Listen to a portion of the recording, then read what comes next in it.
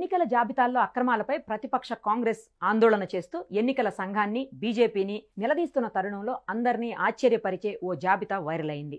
ఉత్తరప్రదేశ్లోని వారణాసి లోక్సభ నియోజకవర్గం ఎన్నికల కమిషన్కు సంబంధించిన ఓ విచిత్రం వెలుగు చూసింది. ఓటు చోరీ జరిగిందని ఆరోపిస్తూ ప్రతిపక్షాలు కేంద్ర ఎన్నికల సంఘంపై రాజకీయ పోరాటం సాగిస్తున్న నేపథ్యంలో ఓ బ్రహ్మచారి సాధువుకు 50 మంది పిల్లలున్నట్లు చూపుతున్న ఓటరు జాబితా వెలుగులోకి వచ్చింది. ఆ స్వామీజీకి ఉన్నట్లు చెబుతున్న కుమారుల్లో అతి పెద్ద వయస్కుడికి 72 ఏళ్లు, అతి చిన్న వయస్కుడికి 28 ఏళ్లు ఉన్నాయి. తీవ్ర వివాదంగా మారిన ఈ వ్యవహారంపై ఆగ్రహం వ్యక్తం చేసిన కాంగ్రెస్ ఈసీ నిష్పాక్షికతపై అనుమానాన్ని వ్యక్తం చేసింది.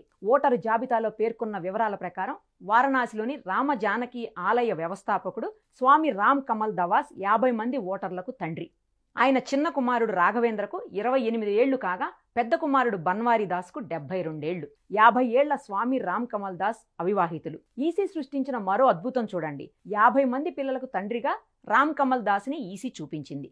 ఇది చిన్న తప్పు అని ఈసీ కొట్టిపారేస్తుందా, మోసాన్ని అంగీకరిస్తుందా అని కాంగ్రెస్ ప్రశ్నిస్తోంది. ఇదిలా ఉంటే హైందవ మతానికి చెందిన స్వామీజీలు అనుసరించే ఆచారాలను అవమానించారంటూ కాంగ్రెస్ పై వారణాసిలోని స్వామీజీల సంఘం విరుచుకుపడింది. లోక్సభలో ప్రతిపక్ష నాయకుడు రాహుల్ గాంధీపై కోర్టుకు వెళతామని స్వామి జితేంద్రానంద సరస్వతి వెల్లడించారు. జానపద గాయని నేహా సింగ్ రాథోడ్, ఆర్జేడీ నాయకులు కంచన్ యాదవ్తో పాటు ఈ వ్యవహారంలో సామాజిక మాధ్యమం ద్వారా స్పందించిన కొందరు జర్నలిస్టులపైన ఫిర్యాదులు చేస్తామన్నారు. సనాతన ధర్మం ప్రకారం శిష్యులు తమ గురువు పేరును తండ్రి స్థానంలో పెట్టుకోవచ్చని స్వామి జితేంద్రానంద వెల్లడించారు. ఆధార్ కార్డులు, ఓటర్ కార్డుల్లో 70 ఏళ్ల వ్యక్తికి తండ్రిగా 50 ఏళ్ల గురువు ఉంటే తప్పు కాదన్నారు. ఇదే అంశంపై ఎన్నికల సంఘాన్ని కలుస్తామని ఆయన వెల్లడించారు.